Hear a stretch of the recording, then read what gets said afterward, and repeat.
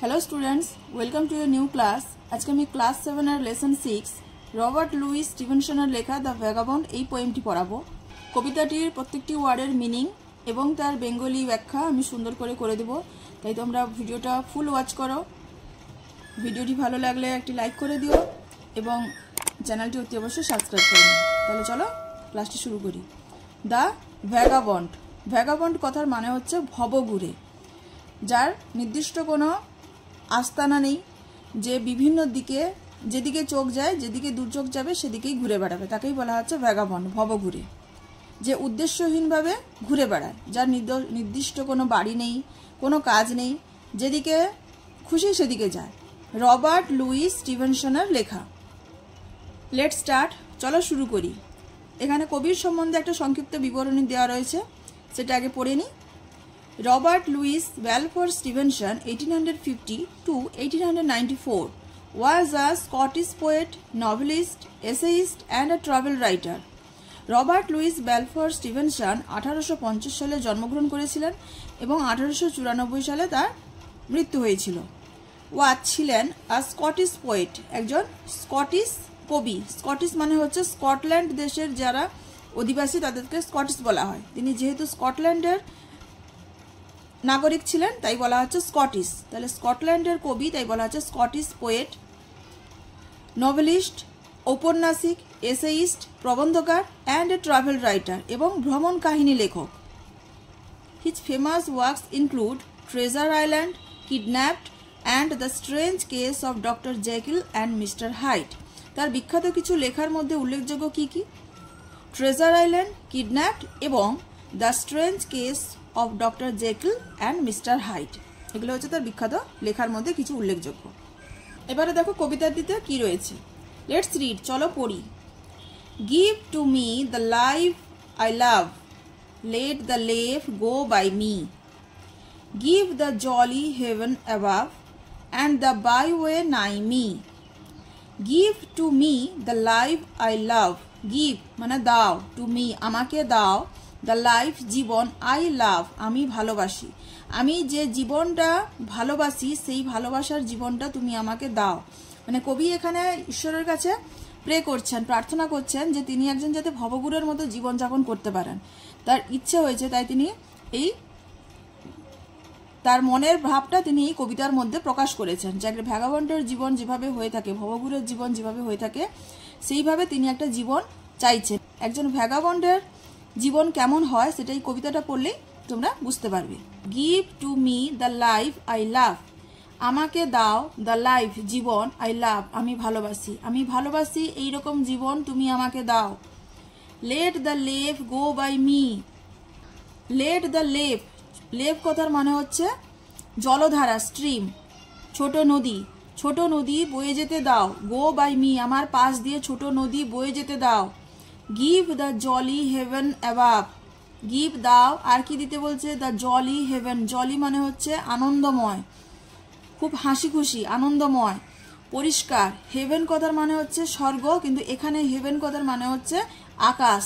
তাহলে খোলামেলা পরিষ্কার চকচকে আকাশ, যেটা দেখলে খুব আনন্দ হবে, সেই জন্য বলা হয়েছে জলি, হাসি খুশি আনন্দময় আকাশ মাথার উপরে থাকবে। অ্যাবাভ মানে হচ্ছে ওপরে।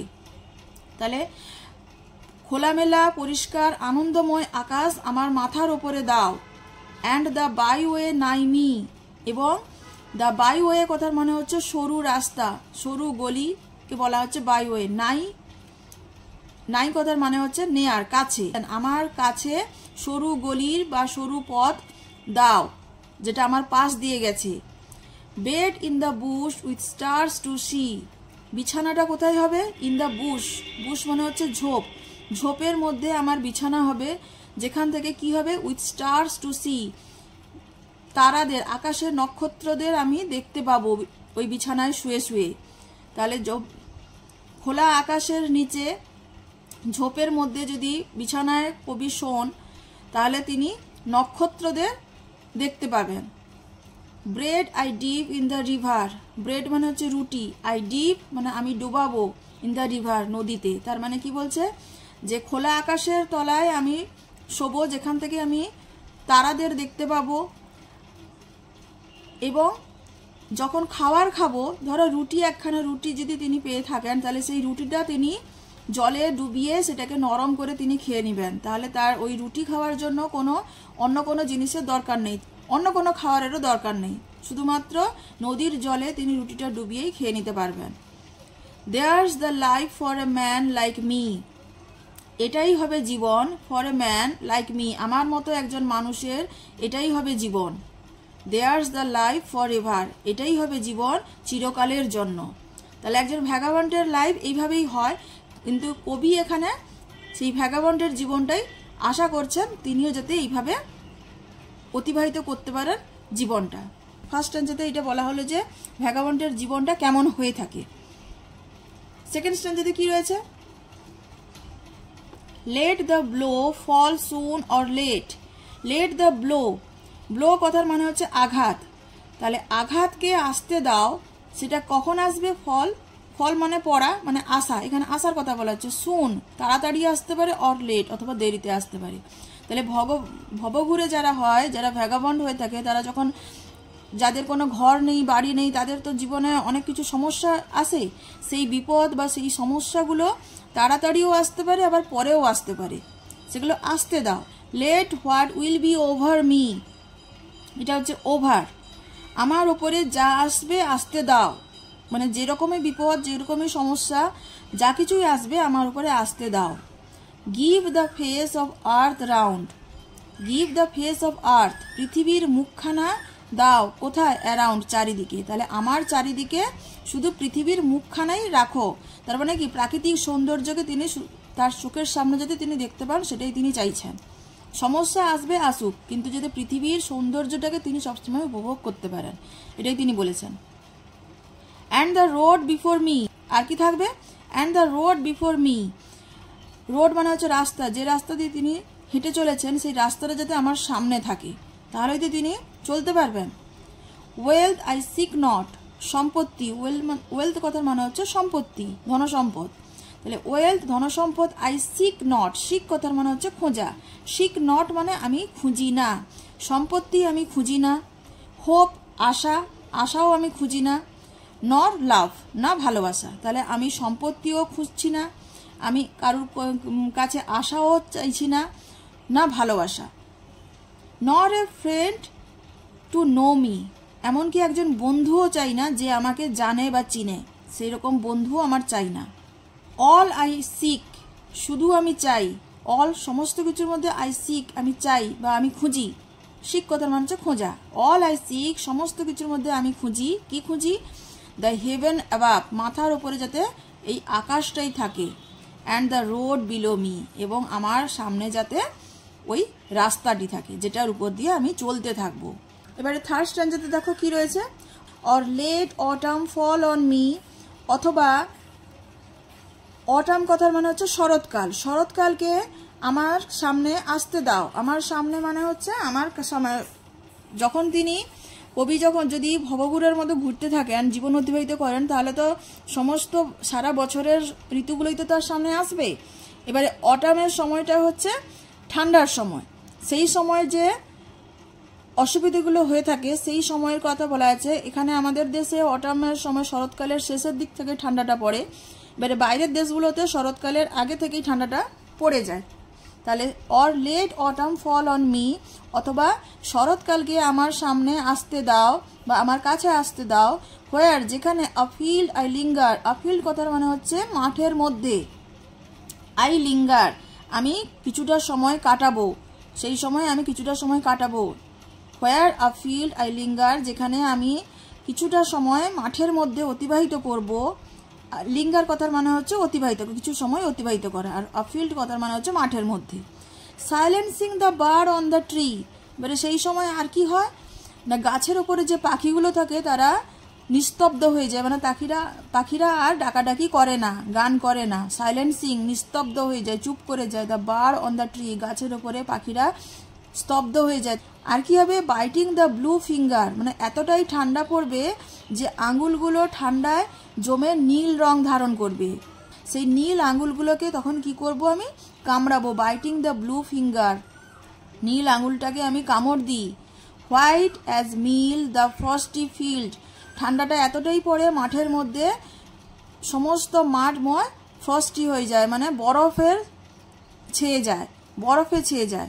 White as meal the frosty field. White মানে হচ্ছে সাদা, তাহলে বরফের রংটা তো সাদা। আর মিল কথার মানে হচ্ছে যে শস্য দানাটা গুঁড়ো করা হয়, গ্রাইন্ড করে দেওয়া হয় যে শস্য দানা, সেই শস্যর কথা বলা হচ্ছে। তাহলে ময়দার মতো গুঁড়ো করে দিলে তো ময়দার মতো হবে। তাহলে white as meal the frosty field, জমে যাওয়া মাঠের ওপরে ময়দার মতো সাদা। Warm the fireside haven, এটা হেভেন নয়, এটা হচ্ছে হেভেন। হেভেন কথার মানে হচ্ছে নিরাপদ স্থান, নিরাপদ জায়গা। ওয়ার্ম কথার মানে হচ্ছে উষ্ণ, মানে ঠান্ডার সময় নিজেকে উষ্ণতা নিয়ে আসার জন্য কি করবে? দ্য ফায়ার সাইড, আগুনের ধারে, নিরাপদ আগুনের ধারে নিজেকে গরম করব। Not to autumn will I yield. Yield কথার মানে হচ্ছে সারেন্ডার করা, মানে আত্মসমর্পণ করা। নট টু অটাম, শরতের কাছে আমি আত্মসমর্পণ করব না। নট টু উইন্টার ইভেন, এমনকি ইভেন কথার মানে এমনকি শীতের কাছেও নয়। আমি শরৎকালের কাছেও আত্মসমর্পণ করব না, এমনকি শীতের কাছেও আত্মসমর্পণ করব না। তাহলে অটামের পরে যখন উইন্টার আসছে, তখন উইন্টারের সময় তো ঠান্ডাটা আরো বেশি পড়ছে, তখন সে সময়েও তিনি আত্মসমর্পণ করবেন না। লাস্ট স্ট্যান্জা দেখো এবারে। Let the blow fall soon or late. এখানে যে লাস্ট স্ট্যান্জা রয়েছে এটা হচ্ছে এই পোয়েমের সেকেন্ড স্ট্যান্জাটা রিপিট করা হয়েছে লাস্ট স্ট্যান্জাতে। Let the blow fall soon or late. Blow কথার মানে হচ্ছে বিপদ, মানে হচ্ছে যে ট্রাবল বা সমস্যা, যে ট্রাভেলস অ্যান্ড চ্যালেঞ্জেস। বিভিন্ন রকমের জীবন অতিবাহিত করতে গেলে তো অনেক রকমের সমস্যার সম্মুখীন হতে হয়। তার উপরে যারা ভবঘুরে, যাদের কোনো বাড়িঘর নেই, রাস্তায় চলাফেরা করে, যাদের কোনো নির্দিষ্ট স্থান নেই কোথায় যাবে, সেই রকম লোকের ক্ষেত্রে তো অনেক রকমের সমস্যা আছে, সেইটাকে বলা হচ্ছে ব্লো। এমনি ব্লো কথার মানে হচ্ছে আঘাত, কিন্তু এখানে মিনিংটা হচ্ছে ট্রাভেলস অ্যান্ড চ্যালেঞ্জেস, সমস্যা এবং ওই সমস্যাগুলোর সম্মুখীন হওয়া। তাহলে ব্লো কথার মানে হচ্ছে ট্রাভেল, সমস্যা, সেগুলোর মুখোমুখি হওয়াকে বলা হচ্ছে blow. Let the blow fall soon or late. ওই সমস্যাগুলো আমার কাছে তাড়াতাড়ি আসুক অথবা দেরিতে আসুক। Let what will be over me. আমার কাছে যেটা আসবে আসতে দাও। Give the face of earth around. পৃথিবীর মুখটাই আমার চারিদিকে শুধু রাখো। যে সমস্যা আসবে আসুক, শুধু পৃথিবীর মুখখানা যাতে, মানে চারিদিকে পৃথিবীর সবুজ প্রাকৃতিক সৌন্দর্য যাতে আমার চারিদিকে সবসময়ের জন্য থাকে। And the road before me, এবং আমার সামনে যাতে ওই রাস্তাটা থাকে যে রাস্তা দিয়ে আমি হেঁটে যাব। Wealth I ask not. আমি সম্পত্তি চাইব না। আগের স্ট্যান্জাতে, সেকেন্ড স্ট্যান্জাতে ওখানে ছিল আই সিক নট, এখানে রয়েছে আস্ক নট। তাহলে সিক নট মানে হচ্ছে খোঁজা, আর এখানে আমি খুঁজি না, এখানে বলা আছে আই আস্ক নট, আমি চাইব না। ওয়েলথ আই আস্ক নট, আমি চাই না, কোনো সম্পত্তি চাই না। হোপ, আশা করি না। নর লাভ, না ভালোবাসা, কোনো কিছুই আমি চাই না। নর a friend to know me, এমনকি একজন বন্ধুও চাই না যে আমাকে জানে, বা যে আমার সম্বন্ধে, যে আমাকে জানতে পারে, এইরকম বন্ধু আমি চাই না। অল আই আস্ক, সমস্ত কিছু আমি চাই। দ্য হেভেন অ্যাবাভ, শুধুমাত্র আমার মাথার ওপরে এই আকাশটাই যাতে থাকে, এটাই আমি চাই। And the road below me, আমার সামনে যাতে ওই রাস্তাটা থাকে যেটার উপর দিয়ে আমি হেঁটে চলবো,